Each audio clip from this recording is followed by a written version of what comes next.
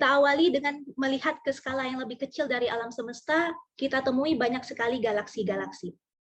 Kemudian jika kita lihat lagi lebih dalam, kita temui banyak sekali gugus-gugus bintang, baik itu gugus terbuka maupun gugus bola. Kita lihat lagi lebih dalam, kita temui banyak sekali bintang-bintang. Nah, bintang ini dapat kita karakterisasi dengan parameter metalisitas, di mana metalisitas didefinisikan sebagai fraksi massa unsur kimia yang lebih berat daripada helium dan hidrogen. Metalisitas ini menjadi penting untuk dikaji karena dia dapat memengaruhi besaran fisis bintang, baik itu meliputi opasitas, lifetime, luminositas, temperatur efektif, remnant mass, dan remnant radius dari bintang.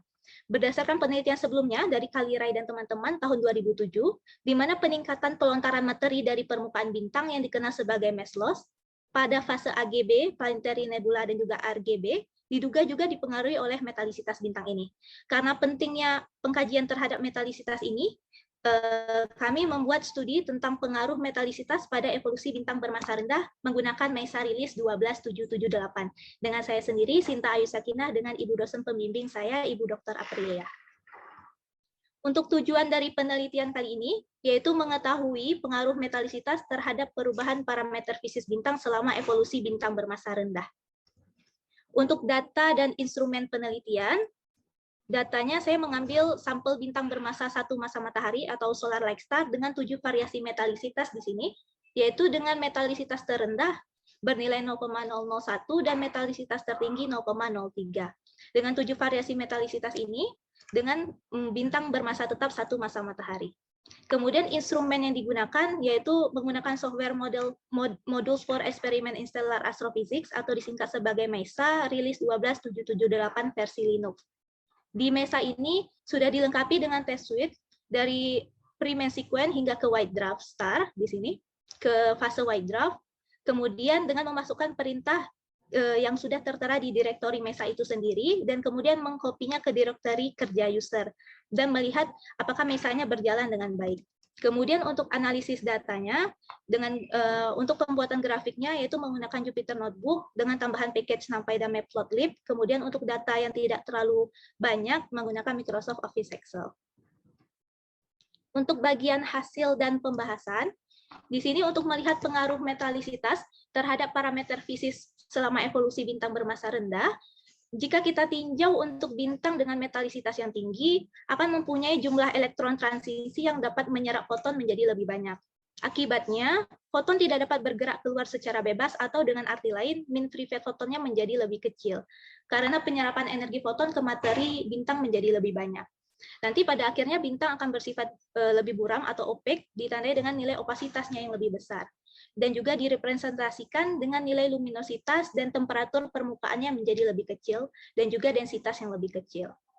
Aspek lainnya, jika bintang mempunyai nilai metalisitas yang tinggi, akan mengakibatkan gradien temperatur di dalam bintang semakin dalam, di mana lapisan konveksi semakin dalam lapisan konveksinya, atau dengan arti lain, transfer energi pada proses konveksi menjadi lebih dominan dibandingkan transfer energi secara radiasi.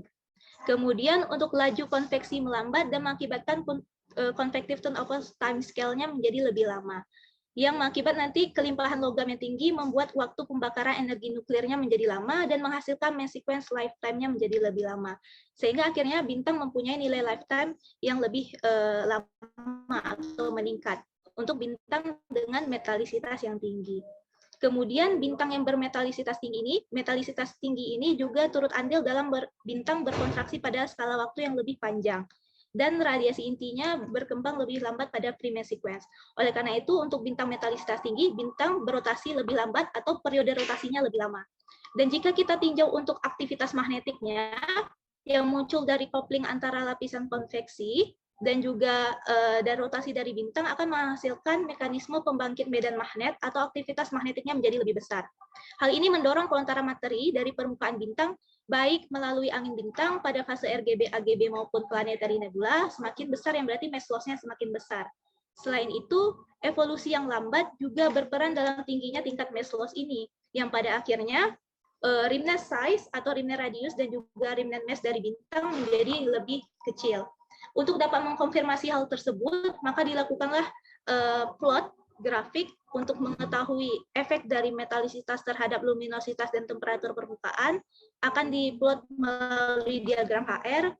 Kemudian begitu juga untuk parameter lainnya dengan plot pengaruh metalisitas terhadap densitas, terhadap lifetime, remnant size, dan juga remnant mass dari bintang itu sendiri. Nah, di sini adalah pengaruh metalisitas terhadap luminositas dan temperatur permukaan bintang menggunakan diagram HR. Kalau kita tinjau lebih dalam, di sini pada fase RGB-nya, di sini terlihat kalau untuk bintang dengan metalisitas yang tinggi yang ditandai dengan garis yang berwarna biru, mempunyai nilai log T dan log L yang lebih rendah dibandingkan untuk bintang bermetalisitas rendah yang ditandai dengan garis yang berwarna hijau. Hal yang sama juga terjadi pada fase selanjutnya di sini, pada fase HB dan AGB. Untuk bintang bermetalisitas tinggi yang ditandai dengan garis berwarna biru mempunyai nilai log T dan log L yang lebih rendah dibandingkan dengan bintang bermetalisitas rendah. Jadi dapat disimpulkan di sini untuk diagram HR menunjukkan bahwa bintang dengan metalisitas tinggi mempunyai temperatur permukaan dan luminositas yang lebih kecil. Sebaliknya untuk bintang bermetalisitas rendah. Hal ini disebabkan karena jumlah elektron transisi yang dapat menangkap foton tadi semakin bertambah, sehingga mean free fotonnya menjadi berkurang. Dan foton tidak secara bebas dapat keluar dari interior bintang menuju permukaannya, sehingga bintang bersifat opaque. Yang ditandai dengan nilai luminositas dan temperatur permukaan bintang yang menjadi lebih kecil. Jadi dapat dilihat di sini untuk nilai metalisitas sebanding dengan nilai opasitas, namun berbanding terbalik dengan luminositas dan temperatur efektifnya. Kemudian untuk pengaruh metalisitas terhadap densitas dari bintang, di sini kita lihat untuk setiap fasenya dari pre-main sequence hingga main sequence, kemudian naik di sini densitasnya ke fase RGB, kemudian turun HB, kemudian naik lagi ke fase hingga ke fase white dwarf. Kita lihat di sini metalisitas yang berpengaruh pada opasitas bintang secara tidak langsung juga memengaruhi densitas dalam inti bintang ini, di mana nilai metalisitas itu sebanding dengan opasitas, namun berbanding terbalik dengan densitas bintang. Bintang dengan metalisitas tinggi yang ditandai dengan garis berwarna biru mempunyai densitas yang lebih kecil dengan bintang yang mempunyai metalisitas yang rendah. Walaupun selisih ini tidak terlalu signifikan, perubahan densitas ini akibat metalisitas ini akan signifikan dengan untuk bintang masif, seperti yang dikatakan oleh Hirschi dan teman-teman tahun 2008. Kemudian untuk pengaruh metalisitas terhadap lifetime dari bintang, kita dapat lihat di sini untuk garis yang berwarna biru, ini adalah untuk metalisitas yang tertinggi mempunyai lifetime sekitar 13 giga tahun. Beda halnya untuk bintang dengan metalisitas yang rendah, di sini mempunyai nilai lifetime sekitar 6 giga tahun. Jadi terlihat perubahannya sangat jauh. Kemudian di sini dapat disimpulkan pula untuk perubahan metalisitas sebesar 1% saja, misalnya untuk yang garis berwarna hitam di sini dengan metalisitas 0,01, dengan garis yang berwarna ungu dengan metalisitas 0,02, bisa selisih lifetime-nya sekitar 2 giga tahun. Pada kondisi metalisitas tinggi ini, waktu pembakaran energi nuklir dan banyaknya materi yang dikonsumsi sebagai bahan bakar nuklirnya akan meningkat. Selain itu, kelimpahan logam yang tinggi menghasilkan bintang yang lebih dingin dan redup dengan temperatur inti yang rendah, yang menghasilkan mass sequence lifetime-nya lebih lama dan pada akhirnya meningkatkan usia hidup dari bintang itu. Dari diagram ini juga kita dapat melihat bahwa fase deret utama, yaitu dari zero age main sequence hingga terminal age main sequence, adalah fase terlama hidup bintang. 2 menit lagi ya presentasi. Kemudian untuk pengaruh metalisitas terhadap radius dari bintang, di sini dapat kita lihat di sini pada fase RGB, bintang metalisitas tinggi mempunyai radius yang lebih besar dibanding bintang bermetalisitas rendah. Namun pada fase AGB, bintang bermetalisitas tinggi mempunyai radius yang lebih kecil dibandingkan bintang bermetalisitas rendah.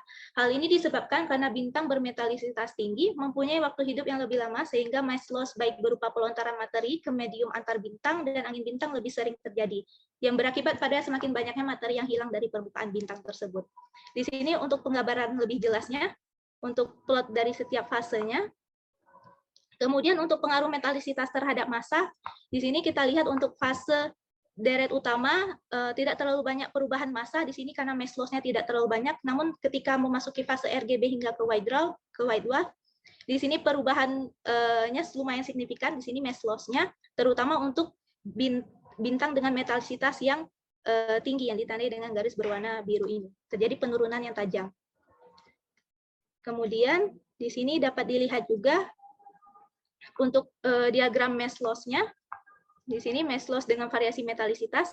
Di sini terlihat bahwa untuk garis yang berwarna biru, di mana ini adalah garis dengan bintang bermetalisitas tinggi, di sini signifikannya terletak di daerah RGB, kemudian lumayan melandai. Beda halnya untuk bintang dengan metalisitas yang rendah, ini signifikannya terletak di daerah HB hingga AGB. Hasil ini sejalan dengan hasil penelitian dari McDonald dan Zinstra pada tahun 2015 yang menyebutkan bahwa bintang-bintang dengan metalisitas tinggi pada gugus bola lebih banyak mengalami mass loss-nya itu pada fase RGB dibanding bintang-bintang bermetalisitas rendah. Hal ini simply karena evolusinya lebih lama pada fase RGB ini. Kemudian untuk bagian kesimpulan, jadi saya membuat kesimpulannya dalam bentuk tabel. Di sini terlihat pengaruh metalisitas pada parameter fisis selama evolusi bintang bermasa satu masa matahari, baik itu meliputi parameter opasitas, luminositas, temperatur permukaan, transport energi, densitas, periode rotasi, laju rotasinya, kemudian aktivitas magnetik, remnant mass, remnant radius, dan juga lifetime dari bintang itu sendiri. Kemudian di sini juga dapat dilihat untuk metalisitas yang rendah apa yang akan terjadi pada parameter tersebut dan penjelasannya. Sekian dari saya, terima kasih banyak. Ya, nah, terima kasih Saudari Sinta atas presentasinya. Silahkan Bapak Ibu, masih ada waktu ya untuk pertanyaan.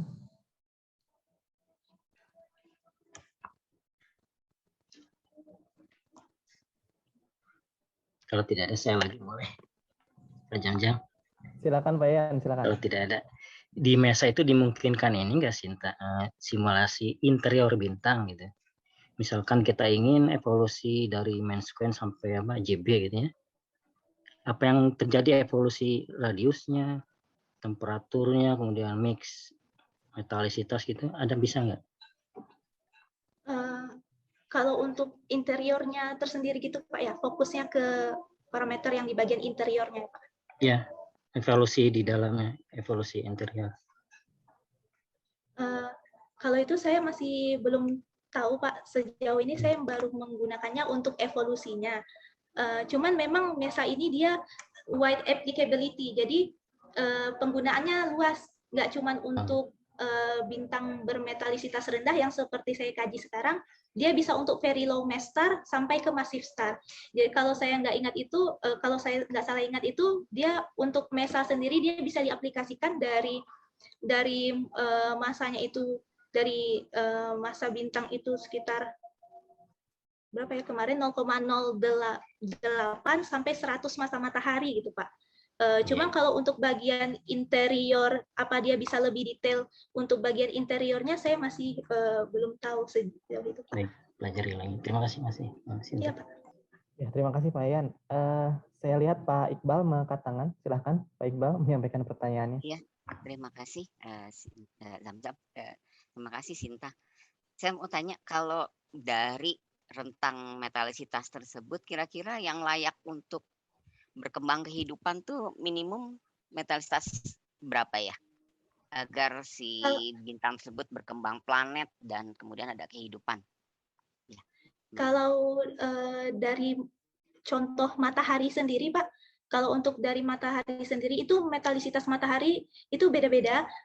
Dia tuh rata-rata biasanya 0,02. Kalau untuk matahari sendiri, saya izin share screen yang ini. Apakah bisa terlihat, Pak? Ya, sudah lihat. Nah, kalau untuk solar photospheric abundance, di sini ada metalisitas matahari. Sebenarnya untuk metalisitas matahari itu sendiri ada yang untuk tepatnya itu 0,02 yang dipakai, ada 0,018, ada 0,016 di sini.